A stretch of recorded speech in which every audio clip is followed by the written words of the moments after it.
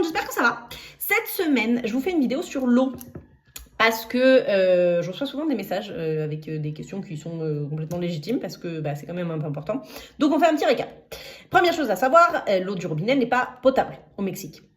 Elle n'est pas potable. C'est pas les Mexicains la boivent, mais vous évitez, c'est personne ne la boit. Donc voilà, brossez-vous les dents, il n'y a pas de problème, mais ne la buvez pas.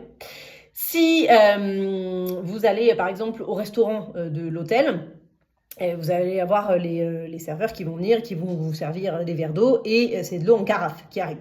C'est pas de l'eau du robinet, c'est de l'eau en grosse bonbonne et pour pas venir à table avec les bouteilles en plastique, ils les mettent dans des carafes. Mais il n'y a pas de problème, vous pouvez y aller. Les glaçons.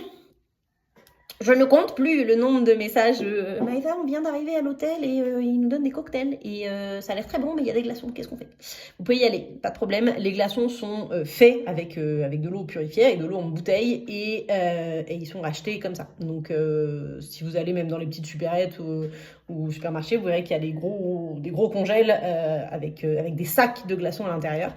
Et voilà, donc c'est des glaçons que vous pouvez consommer sans aucun problème. Après, si dans la rue, vous voyez un petit vendeur de jus de fruits et eau, vous pouvez acheter de l'eau de mangue, de l'eau de melon, de l'eau de pastèque, etc. etc. C'est très très bon. Vous pouvez y aller. Après, si vraiment vous avez l'estomac très très fragile, évitez éventuellement, parce que ce sera fait avec de l'eau en bouteille de toute façon, hein, parce que c'est vendu tout le monde, et majoritairement mexicains, et encore une fois, eux non plus ne boivent pas l'eau du robinet, mais voilà, c'est des boissons qui en général sont dans une glacière, qui peuvent être très très très très très très froides, et quand il fait très très très chaud et que vous buvez quelque chose de très très très froid, c'est aussi là que l'estomac peut réagir d'une manière un petit peu moins sympa.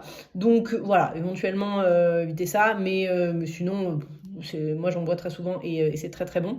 Faites un petit peu plus attention à tout ce qui est fruits lavés. Si vous voulez acheter des mangues dans la rue ou quoi que ce soit, on vous les vend souvent sur des petits bâtonnets, un peu comme un esquimau. C'est très très bon aussi. Et puis c'est la saison en plus, donc profitez-en. Là, il n'y a pas de souci parce qu'elle est épluchée. Tous les fruits qui sont épluchés, c'est bon. Après, des fruits qui auraient été lavés, peut-être qu'ils auront été lavés avec de l'eau du robinet. Alors, elle n'est pas dangereuse, hein, cette eau. Vous n'allez pas être malade pendant 3 semaines parce que vous mangez une rondelle de tomate qui a été lavée à l'eau du robinet.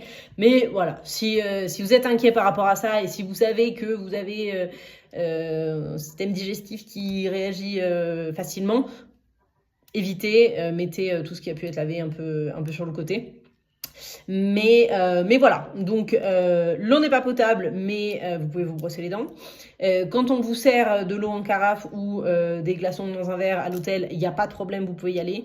Et les fruits, privilégiez les fruits que vous pouvez éplucher, comme ça au moins vous êtes tranquille. Et puis mangez-en surtout parce qu'ils sont quand même très très très très très bons. Voilà, vidéo courte, mais les infos principales. À bientôt!